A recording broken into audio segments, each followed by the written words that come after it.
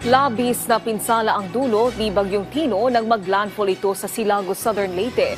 Sa katunayan, nananatiling walang kuryente at supply ng tubig sa buong bayan dahil sa landslide na sumira sa isa sa mga water pipelines. Si Rayan Arinto ng Philippine Information Agency sa sentro ng balita. Malalakas na hangin at buhos ng ulan ang humugupit sa mga lalawigan ng Leyte at Southern Leyte matapos ang unang landfall ni Bagyong Tino sa Silago, Southern Leyte bandang alas 12 kaninang hating gabi. Sa report ng Silago MDRRMO, walang kuryente at supply ng tubig sa buong bayan dahil sa landslide na sumira sa mga water pipelines.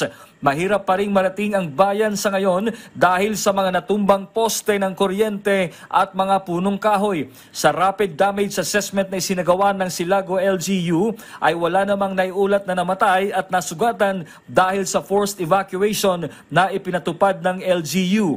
Naramdaman din sa Tacloban City ang hagupit ni Bagyong Tino. Sa videong ito, ipinakikita ni Mayor Alfred Romualdez ang malalakas na alon na humahampas sa tide embankment.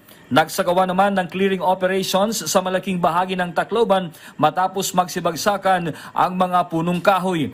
Samantala, sa situational report ng RDRRMC, may 8,883 pamilya o 29,160 na individual ang apektado ng bagyo sa buong rehiyon. Aabot naman sa 10,977 na individual ang nagsilikas sa 114 na mga evacuation centers sa iba't ibang LGUs.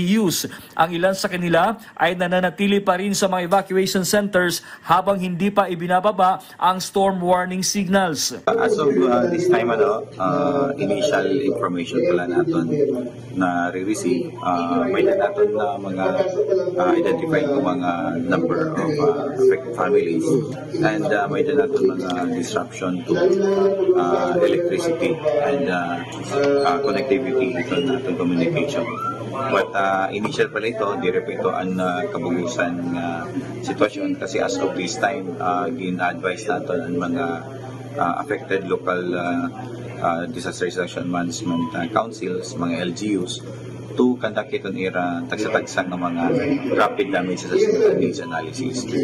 Ayon naman sa Philippine Coast Guard, may 764 na mga pasahero at 371 rolling cargos ang stranded sa Northern Samar, Leyte at Southern Leyte. Hindi pa rin pinapayagang pumalaot ang lahat ng uri ng sasakyang pandagat habang nakataas pa rin ang storm warning signals sa buong rehiyon. Wala pa ring pasok sa mga opisina at lahat ng antas ng paaralan ngayong araw. Wala pa ring supply ng kuryente sa karamihang bahagi ng Leyte at Southern Leyte at pahirapan pa rin ang linya ng komunikasyon. Ayon sa NGCP, ang pagkawala ng kuryente ay bunsod ng mga nasirang poste at ang sitwasyon mismo sa mga local distribution utilities at electric cooperatives. Siniguro naman ng DSWD na sapat ang supply ng mga food at non-food items at lahat ay naka-preposition na bago pa man humagupit si Bagyong Tino. Sa report naman ng CAAP, bumalik na ang operations ng Catarman at Calbayog airports pero nanatiling cancelled pa rin ang mga biyahe ng eroplano. Sa Tacloban, operational na rin ang airport subalit nananatiling kansilado pa rin ang mga flights ng mga eroplano. Mula sa lungsod ng Tacloban, para sa Integrated State Media, Rayan Arinto ng Philippine Information Agency.